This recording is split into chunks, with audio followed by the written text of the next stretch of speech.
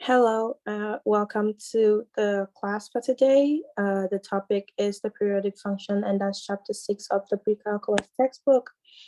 First, we're going to be looking at the graph, and this is section 6.1, the graphs of the sine and cosine functions, and how we graph the sine and cosine function. But first, before we start that, let's look at what is called the period of a function.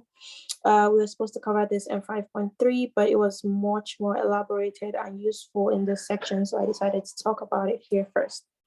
The period of a function, of a repeating function essentially, is that number such that this equation is, so this equation fx plus that number just gives you back the value of x for any value of x. And this four functions, sine, cosine, secant, and cosecant, their period is 2 pi. So essentially what that tells us is f of any number plus 2 pi is equal to f of that number. So essentially, if, for example, I was seeking the evaluation of, say, sine, we can do 7 pi over 2, right? And 7 pi over 2 is essentially sine of, if I remove 2 pi from that, that is 3 pi over 2 plus 2 pi. So what we're saying is that this is also the same thing as sine of 3 pi over 2, because the sine is a periodic function of period 2 pi. So if you find sine 7 pi over 2, that would be the same thing as sine of 3 pi over 2. Okay, so that's just what period is talking about. And the cotangent and tangent functions have period pi. So tan of any will just spit back tan of x. So we also use like the period of a function to make our lives a whole lot easier when we're trying to find the sine of find the sine of values that are bigger than 2 pi. If you can essentially extract the periods, you can find what you're looking for. Next, the sine and cosine functions can be graphed using the values that we're conversant with. We know that if, well, I can just do a little, if x is 0 degrees, we know that cosine is 1.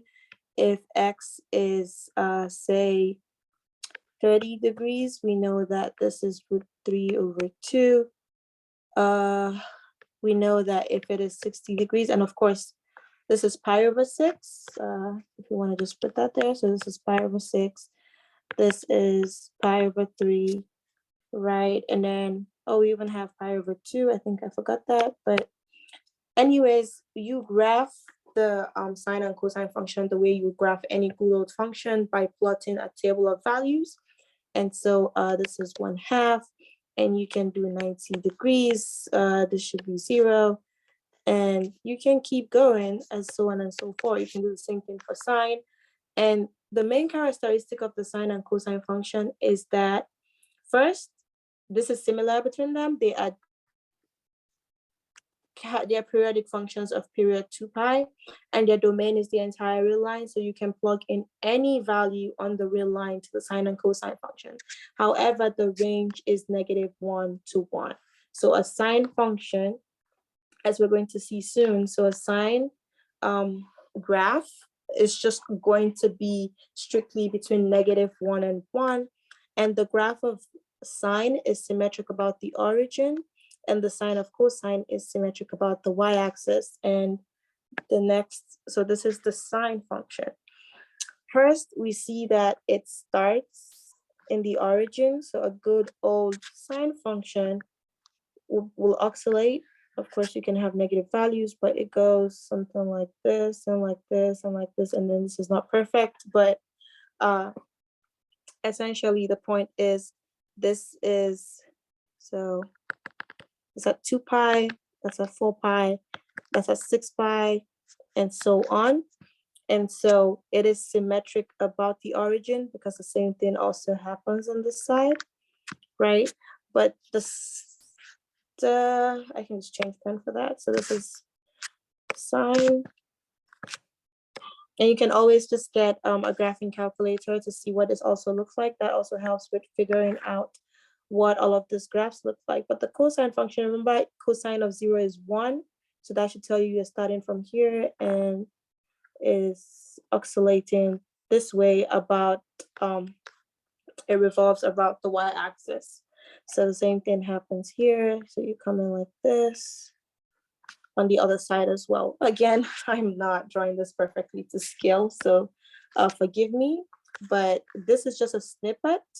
So if I remove these two, which are very, very bad drawings, but if I remove those two, I'll take that out as well. This is just going from 0 to 2 pi, right?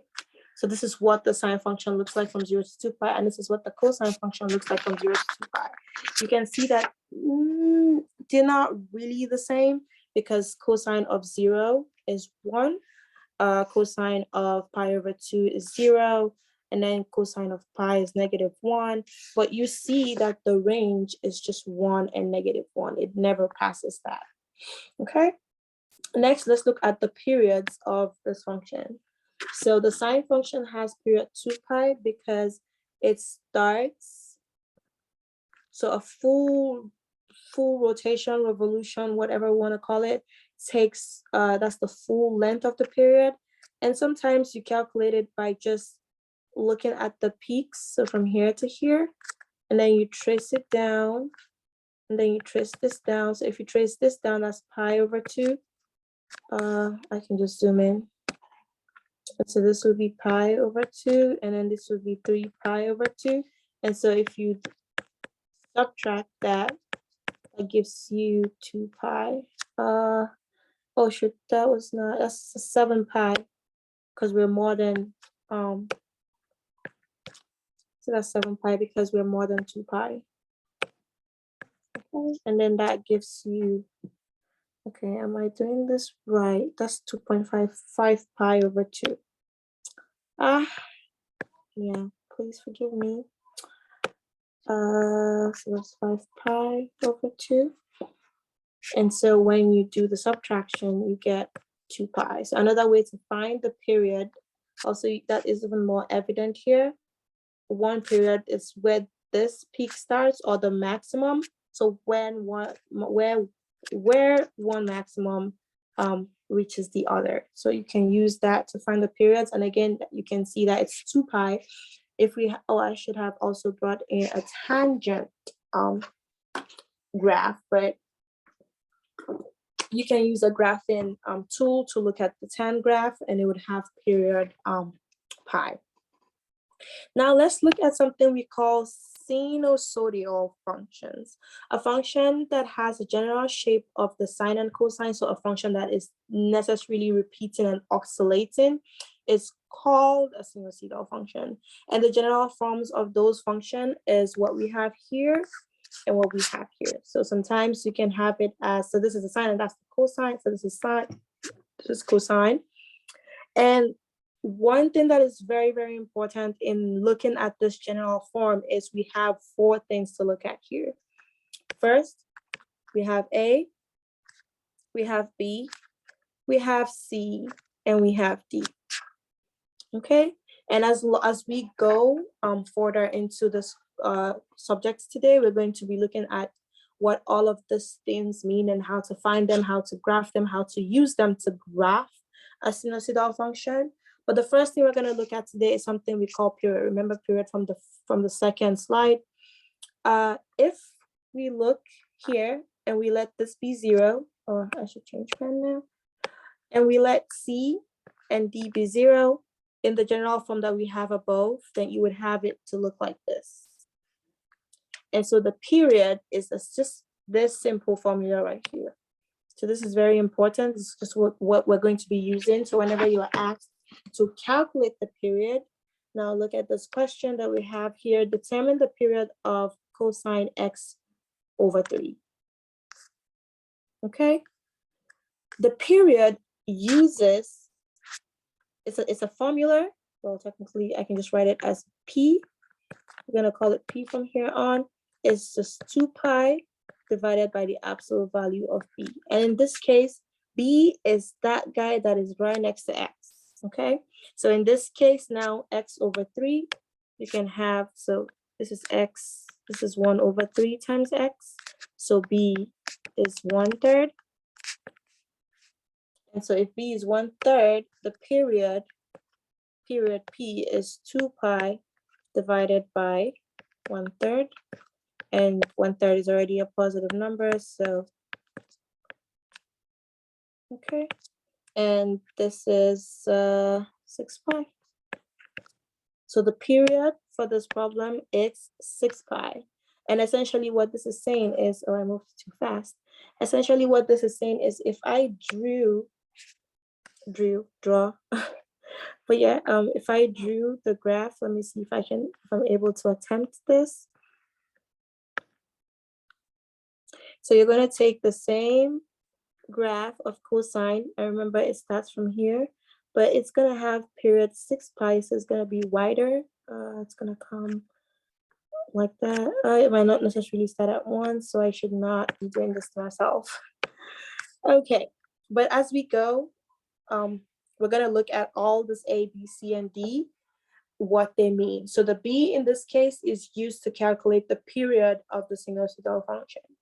Now let's move to something we call the amplitude. So the amplitude for the function is, again, if you keep C and D to be 0 in the general function, so remember the general equation form we're talking about here is y equal a sine or cosine of bx minus c and then plus b. If you remember your transformations from, I think, chapter 1, this is something like that.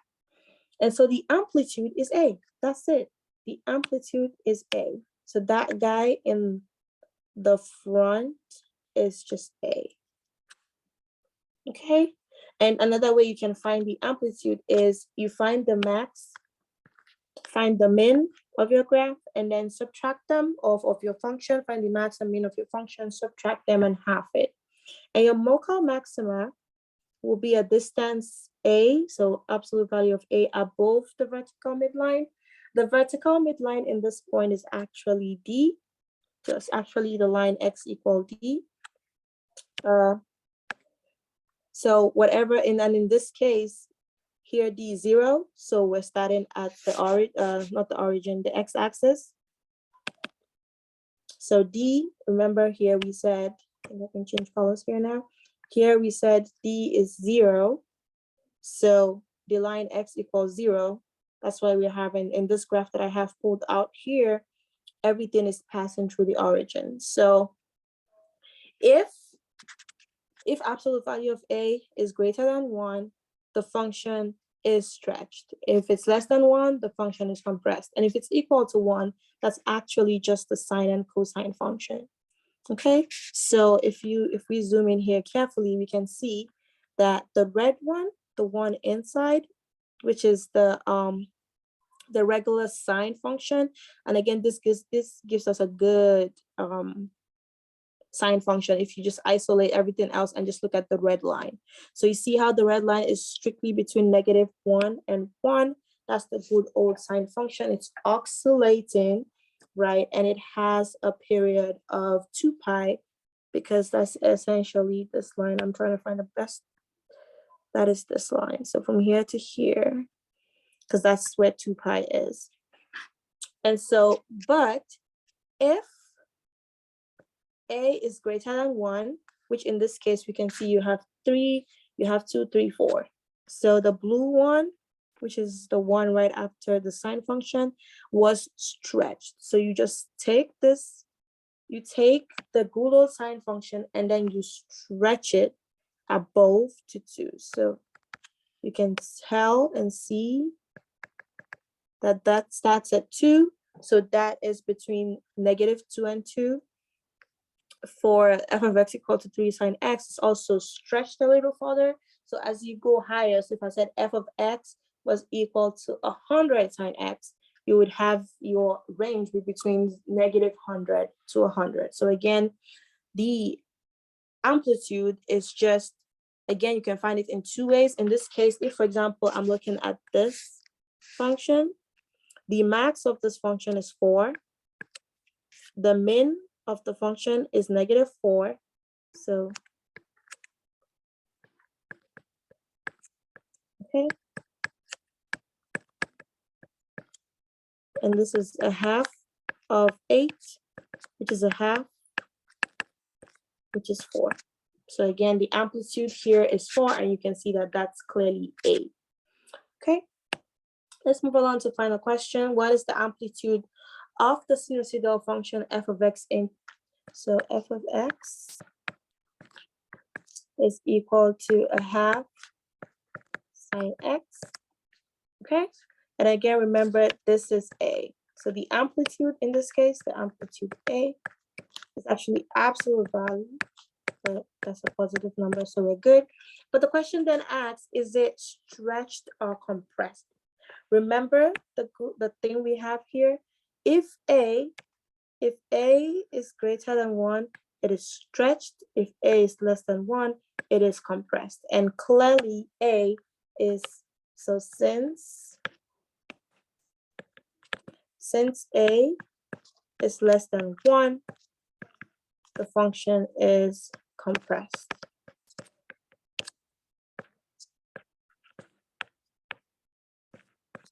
Okay, so if we drew the sine function, okay, let's see.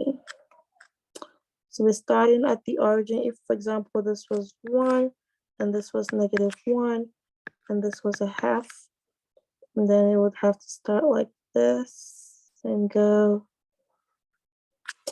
I don't have a good command at drawing these graphs, but if we do a bit of values and plug in values, it would look, but bottom line is it is compressed, it is not stretched.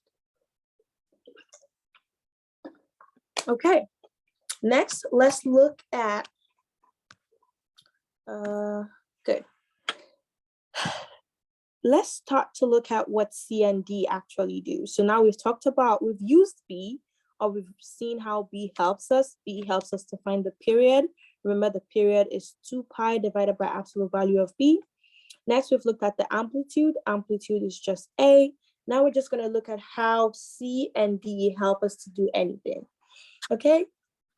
Now, if you have an equation in the standard form that we talked about, so the general or standard form, okay, then C divided by B is what we call a phase shift, and D is what we call a vertical shift. So you've encountered things like this during the transformation of functions back in, I think, chapter 1, but this is the ones for sinusoidal functions. And I put these two graphs to show us what that means. So if you're given a Goodhart equation of that form, so f is a sine of bx. Remember, b is the one that is the coefficient of x, and then plus d, right? This can be rewritten as a sine of b, open bracket, x minus c over b plus d. So this guy right here is the phase shift, and this is the vertical shift. Okay. Now let's see how this affects anything. See, for example, in this problem, you have the regular, so the blue is the regular old sine function. You see how it oscillates between 0 and 2 pi. But if you did sine of x minus pi over 4 is around, it actually is 45 degrees. And so if you did that, that gives you the red function. So see how it's shifted. It shifted in the sense that we're no longer starting at the origin, right? We're starting at, oh, this will be -1. I don't know why that's not there, but this is -1. Okay, okay. So you get a phase shift. So you take the original function and then you just shift it by a factor of pi/4. So essentially, even like your answers, it's as if you're taking the sine function and then just subtracting pi/4. So you're shifting the function. And the same thing would go for the sine x minus pi, and that's the green one. This gives us actually a full reflection about the x-axis. So you see how the green, instead of being on the other side, now everything is having negative values first. So sine of pi/2 is -1, whereas regularly sine of pi/2 is actually 1, right? And so the next one is for the vertical shift. Remember, let's see, if we come back here, I think it's right back here. Oh, I think, yeah.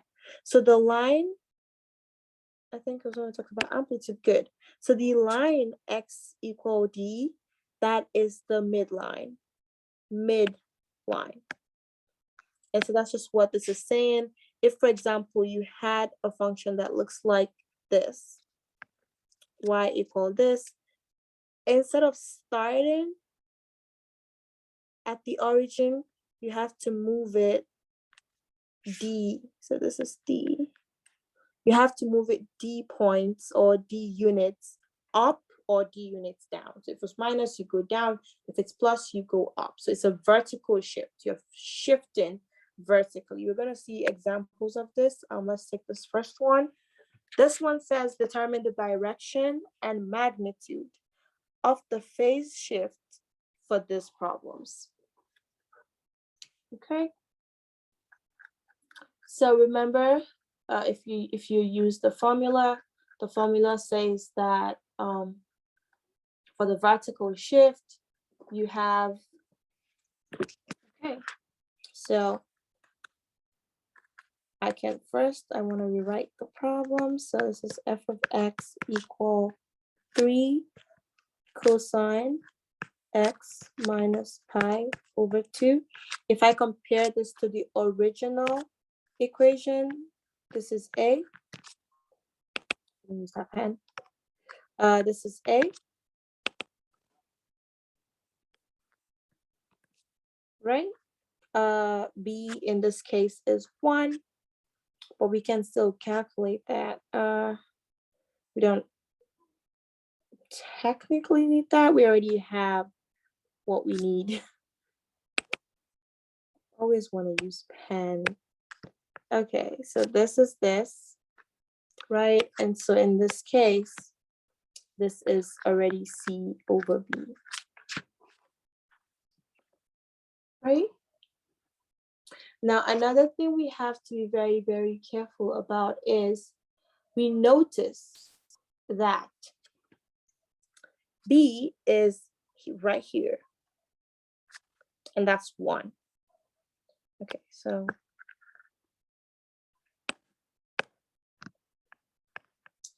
B is somewhere here. B is the coefficient of the x, which is 1. Well, I'm supposed to be writing B, and I'm supposed to be clearing this. Okay, and so now we have compared this to the general equation. You can always rewrite that back. Most times I like to rewrite it back so I don't forget. So this is the general equation, bx minus c plus b. So we found A, I did that to B again. We found A, we have found B, we have found C. We don't necessarily need D because D is 0. So D is 0 because we don't have it. And so to find the direction of the phase shift, okay, so the phase shift in this case, so phase shift,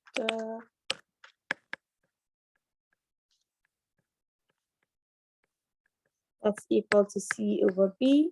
And in this problem, that's pi over 2 divided by 1, which is pi over 2. Now, something that's also important for us to note here is the general equation has negative C. So whatever is after the negative, that is C. If, for example, I think in this problem, I shouldn't use that problem. Let me just rewrite another function. So say I had this.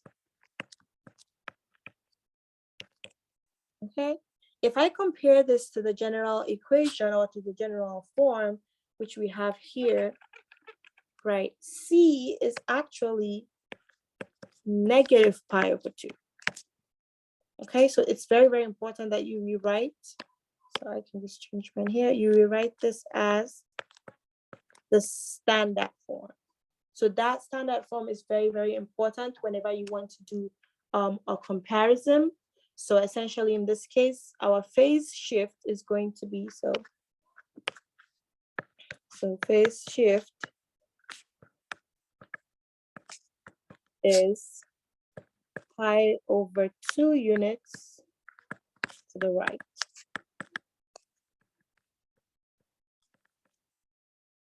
Okay. The next question says to find the direction and magnitude. So this is direction, and that's why I finished that to the right. And the magnitude is negative, pi over 2. So this is a different problem. I think I need to separate those. This is just me bringing an example of something that might come up in a scenario, so that is not part of the problem.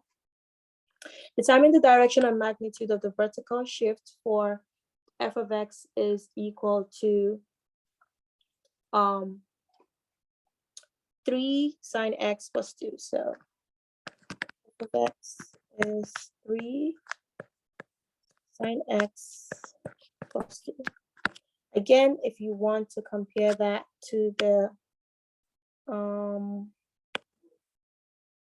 okay, I think I don't have all my pens, but I can change pen real quick. If I want to compare that to the general form, which is y is equal to a sine bx minus c plus d. Remember, a vertical shift is just the line d, so the line x equal d, okay? And in this case, d is 2, so the vertical shift for f of x is 2 units upward. It's positive, so we're going up. It's negative, we're coming down. Okay. Next, let's look at a little how-to on how to bring all of this together. So if you have a sinusoidal function of the general form, you can identify the midline, the amplitude, the period, and the phase shift by doing all of these 4 steps. So here we have a problem. Determine all of those things for the function y equal to half x, cosine x over 3 minus 5 over 3. And in this problem, it's not really that bad because, again, first step, general form. General form is A, in this case, cosine bx minus c plus b. So let's identify everybody. Determine the amplitude. So step 1, determine the amplitude as magnitude of A. And A in this point, so amplitude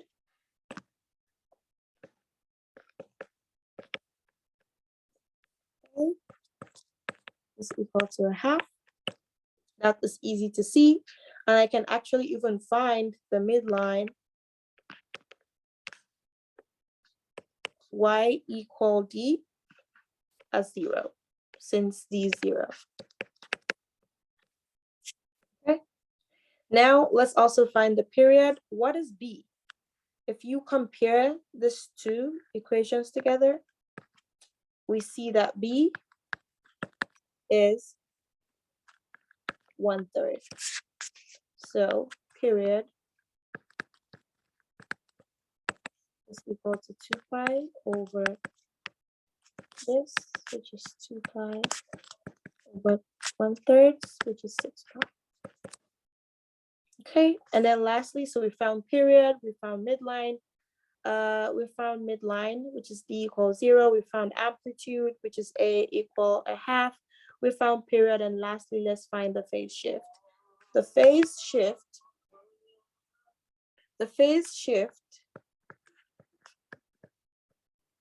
is the line C equal B. So we know B from the top. C from this question is pi over 3.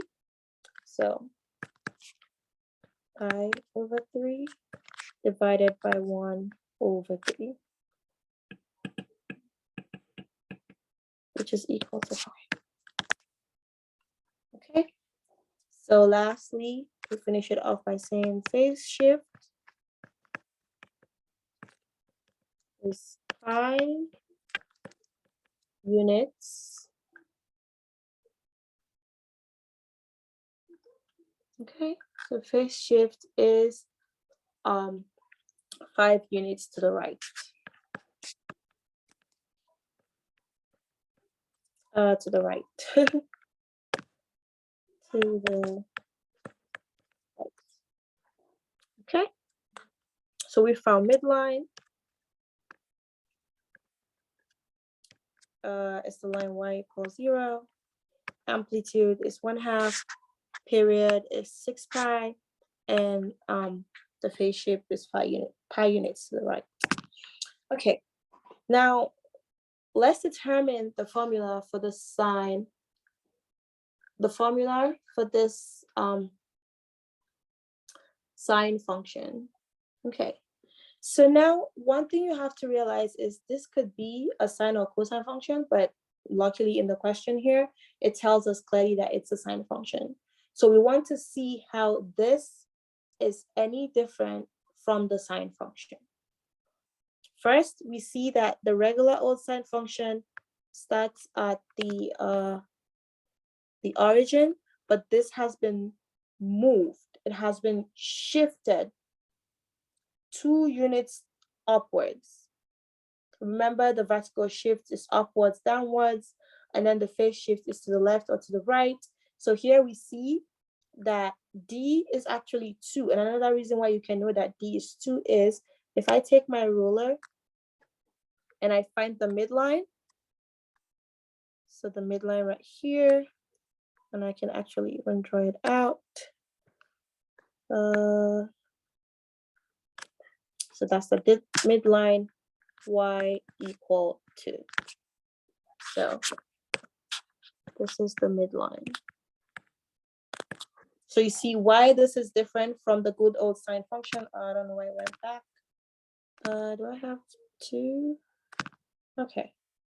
So why this is different from the good old sine function is we shifted 2 units upward. So D is equal to, so D, oh no, well, it's not letting me write. I think I'll stick my ruler away.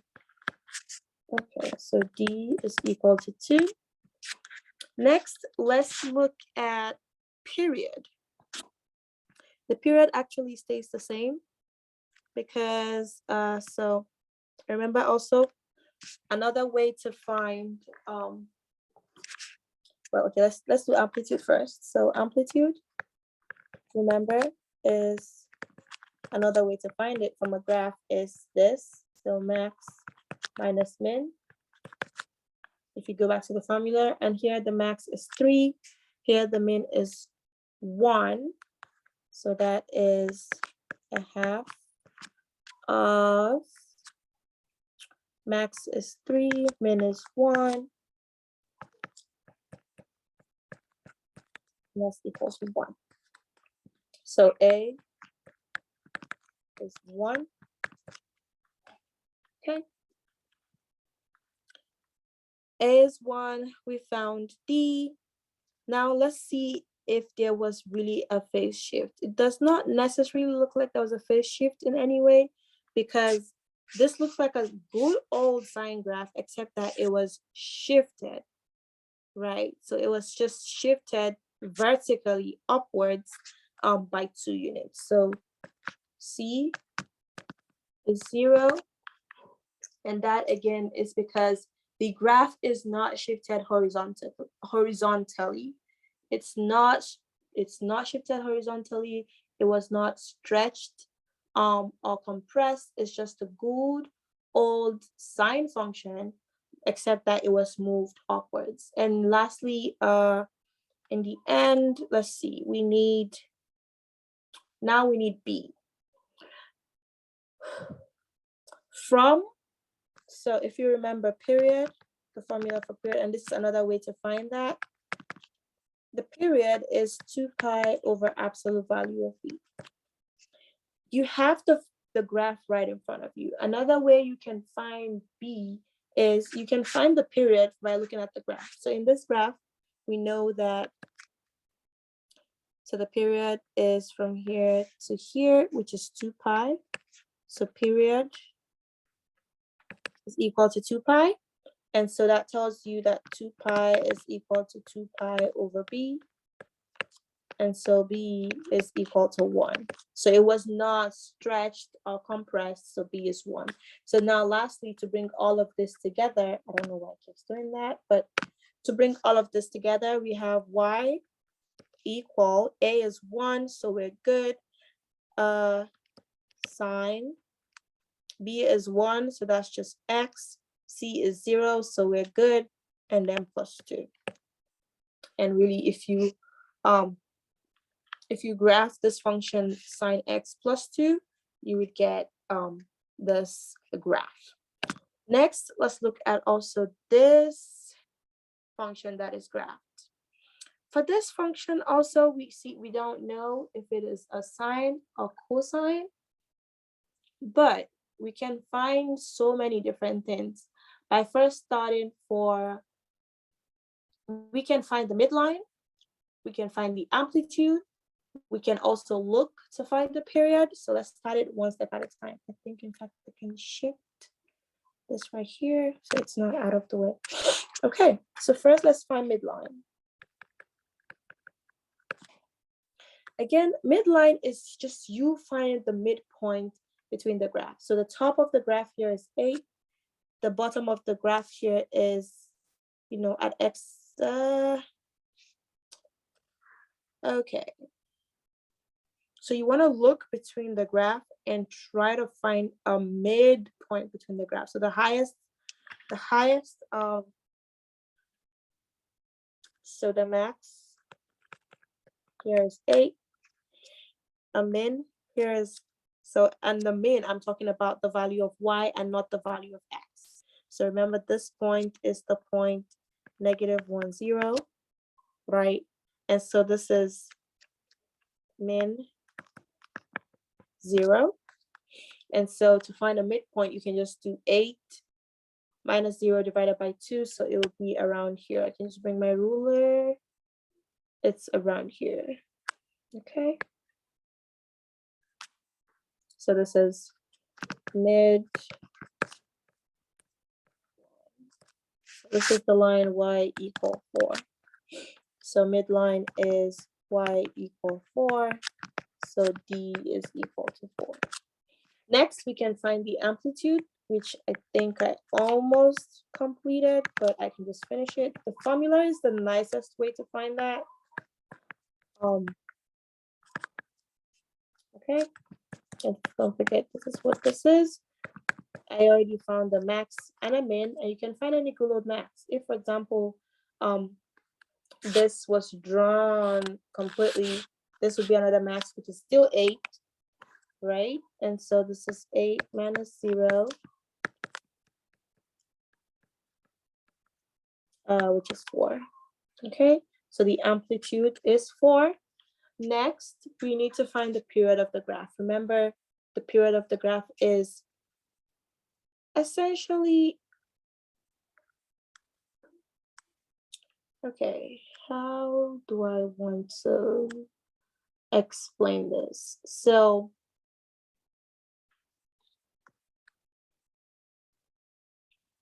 and this is not touching, this was not a good, was not at -1.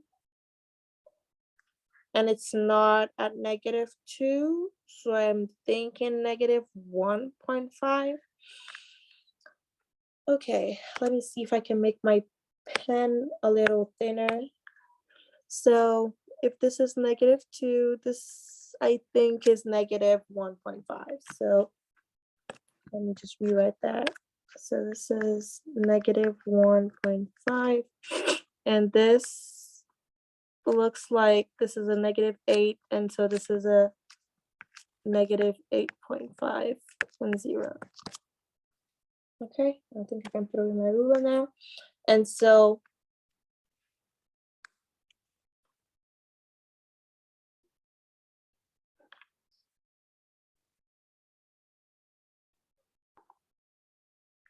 okay, so the period would be, again, you can find the period in two different ways. We could actually have used the pick, but I'm choosing to use the lowest points, which in this case is -1.5 and -8.5. So the period essentially is, I think now I can use my regular pen and I can zoom in. So the pick is from here to here. And essentially we're counting the units. And another way you can just do that is well, that's not -8.5. That's just 8.5 -1.5. Okay, and that's 8.5 plus 1.5, and that is a 10. So our peak is, our period is 10. So period, I need to change the dot of the pen. So period is 10. And how do we find that? We find that by looking at the two peaks, in this case, the two lowest point. If I had chosen the peak in this point is 3 and -7, and that would have been 3, -7, which is also 10. So the period is 10. And remember, you can find B from the period. So if P is equal to 2 pi over this is equal to 10, then B is equal to 10, 2 pi divided by 10. Okay, which in this case would be pi over 5. All right, and lastly, we need one last person. But one thing that is very, very important to see here is, before we look at a phase shift, let's bring everything we have together now. So everything we have together now is y equal, A was 4, so it's either 4 sine, okay? So it's either 4 sine, we don't know what C is yet, but we're coming to that. So 4 sine pi over 5x minus C. D, remember, is 4, so plus 4, or y equal 4 cosine pi over 5x minus C plus 4. Now, the thing is, to find C, we can either do two things. We could actually see if, so this function looks like it was taken. So if we're using the sine function, let's choose sine. So sine looks like, oh, it was taken and moved.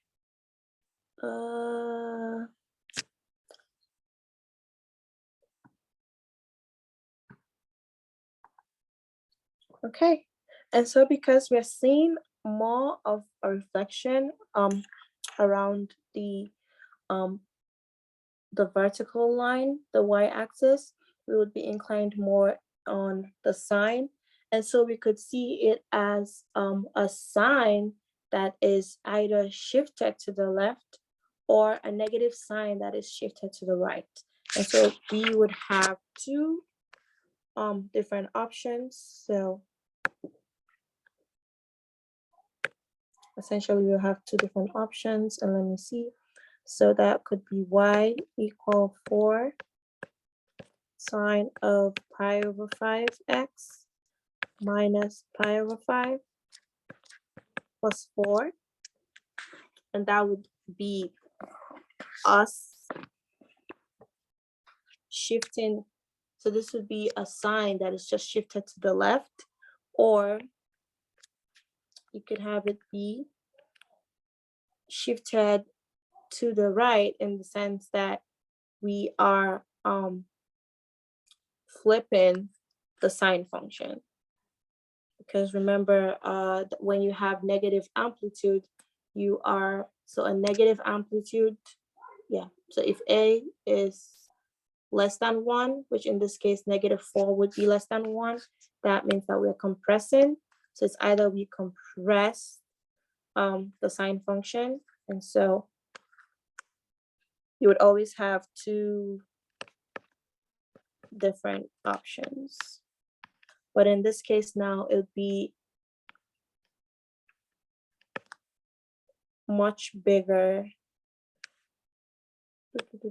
I'm not. So we want to do,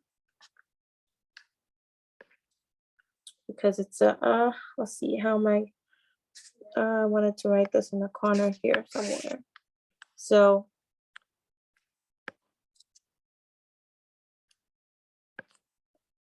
if we pi over 5 minus 2 pi, am I trying to do a minus? I'm trying to do, okay. And so really,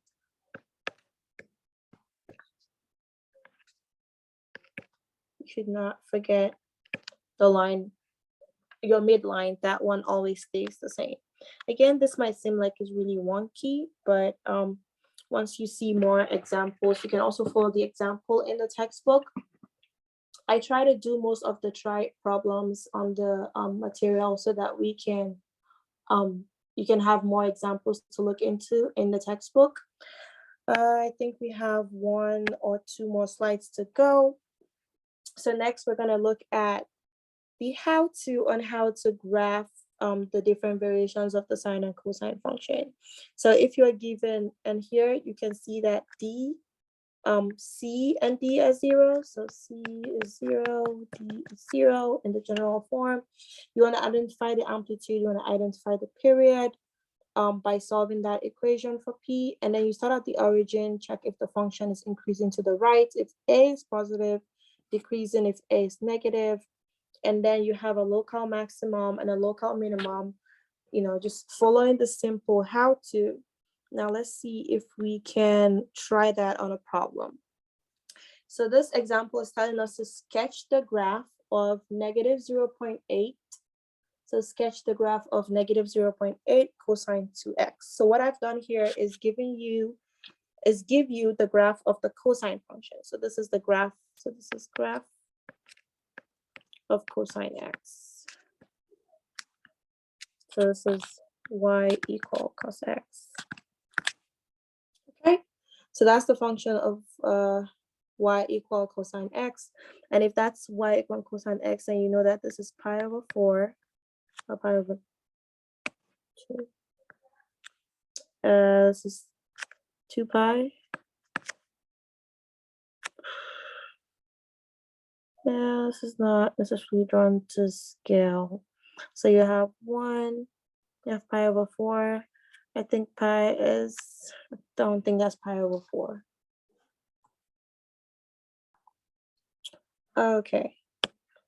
I must have missed all of this together. So this is pi over 2. Pi would be 3.14, so it's somewhere around here. And then this would be 3 pi over 2. And 2 pi should be somewhere around here. Okay, so this is the good old cosine function. And so we want to take the cosine function, and so with b equal to, so b here is equal to 2. And so that tells us I'm going to have a period. So period is 2 pi over 2, which is pi. So we're essentially shrinking. We are shrinking. So remember that the cosine function has a period of 2 pi, but now our function here is going to be having a period of pi. And so I'm not going to be drawing this to scale, but let's see if I can get it. So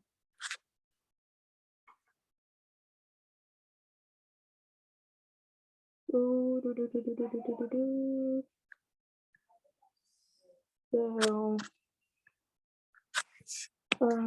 nope, I do not.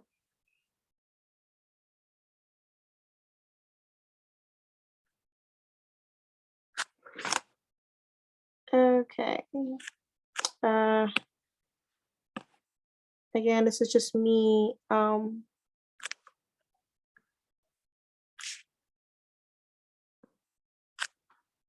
Oh, I'm not getting that right.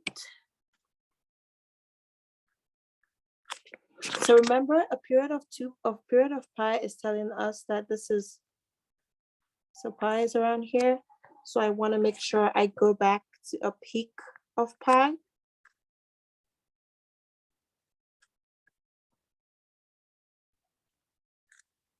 Okay.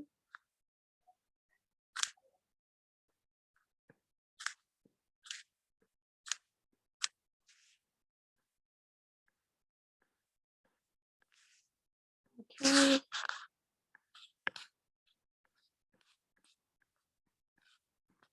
And so on.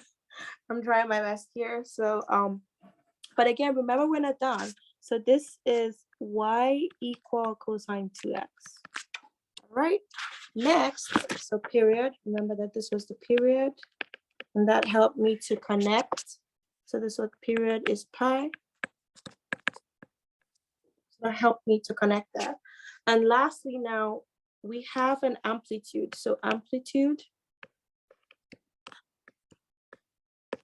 is negative 0.8, but I need this guy. So I remember that, what does the amplitude do again? The amplitude is the difference. So amplitude here is just 0.8. And so because the amplitude is negative, we are going to be descending as we move, to the right of the origin. So now, let's see.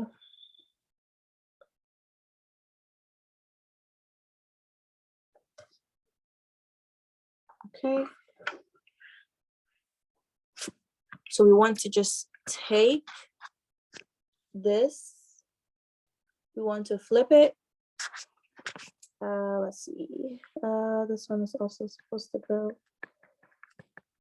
this way. So let me choose a different color. Let's choose blue. I don't think I want to do blue. I think I can do. Okay. So first, instead of starting at 1, we are going to be starting at 0.8. So 0.2, 0.4, 0.6, 0.8, but it's negative 0.8. So our origin is starting here, so negative 0.8. And so we want to do the same thing. I remember again, the amplitude tells you the max and the min. So we're starting this way.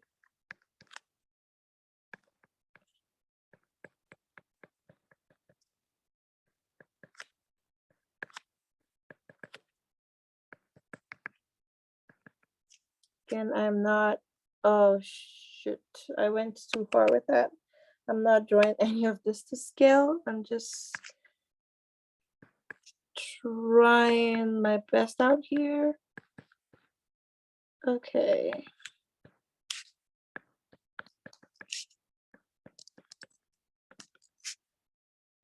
Okay.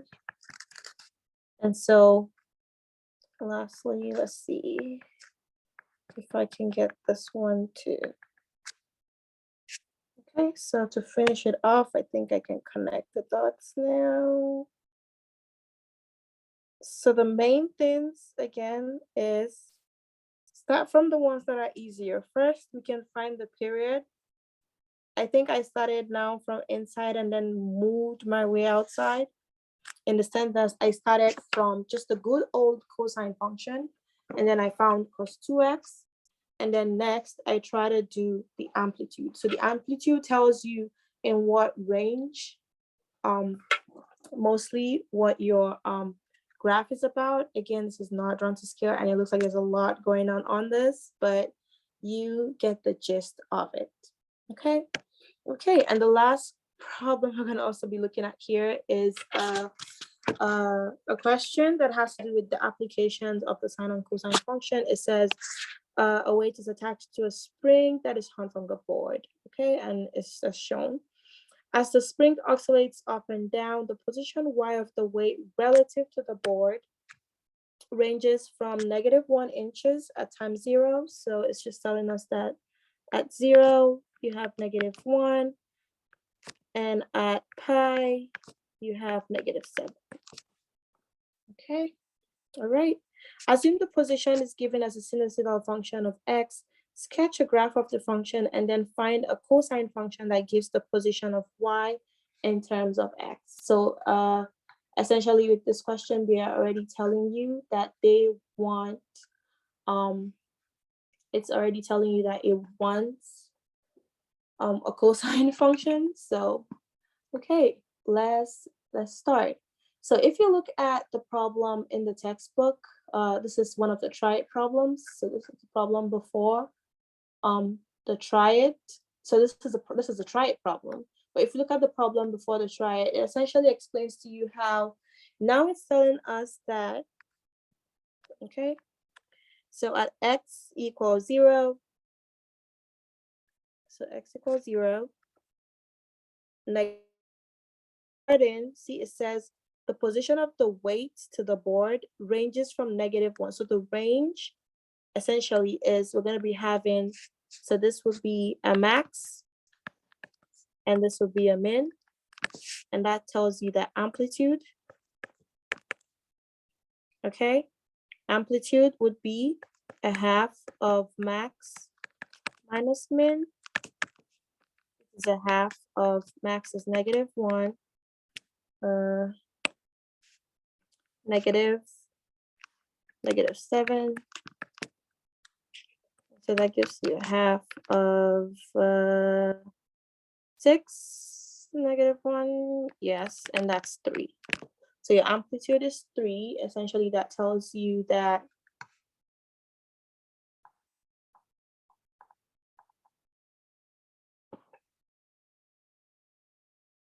so your amplitude is 3. That tells you that it will be ranging from, okay.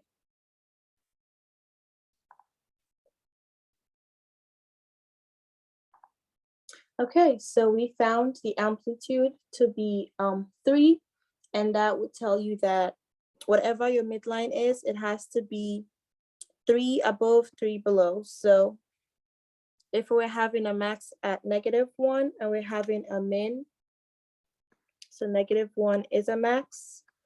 Let's see if I can do a good job at this again a second time. So we're gonna have a max, so 0. So the thing is passing through here, and it's also going to be passing through pi and -7. So pi is right here, -7 is right here. And the midline will be at x equal 4. So if I can just get my ruler here. So this would be our midline, because clearly you can see that that is 3, it's 3 units, 1, 2, 3 units top, 1, 2, 3 units bottom. Okay, I think I can take those away now. Okay, so now let's try to connect that and see. So it's starting, again, the question said, shoot, what just happened? Okay, good, do not move. Okay, so the question said the weight is attached to a spring. Okay, the position y relative to the board ranges from -1 to -7 below the board. Assume that the function is a sinusoidal function.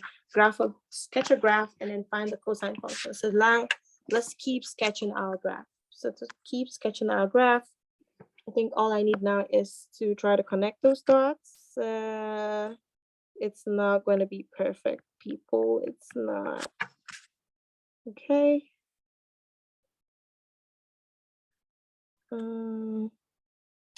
We're gonna have another one at, so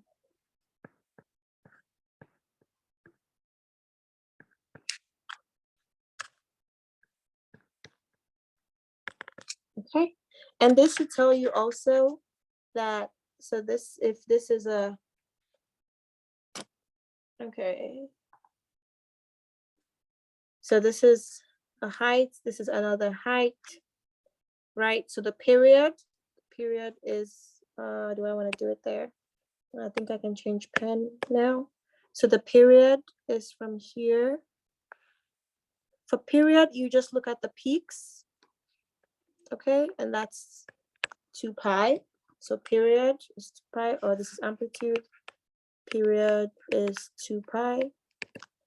Midline, what's the midline? Midline is y equal -4. We have midline, we have period, we have amplitude. So now let's put all of that together and see what we get. So y equal, amplitude is 3, cosine, okay, amplitude is 3, cosine, b is period. Oh, we haven't found period. We haven't found b.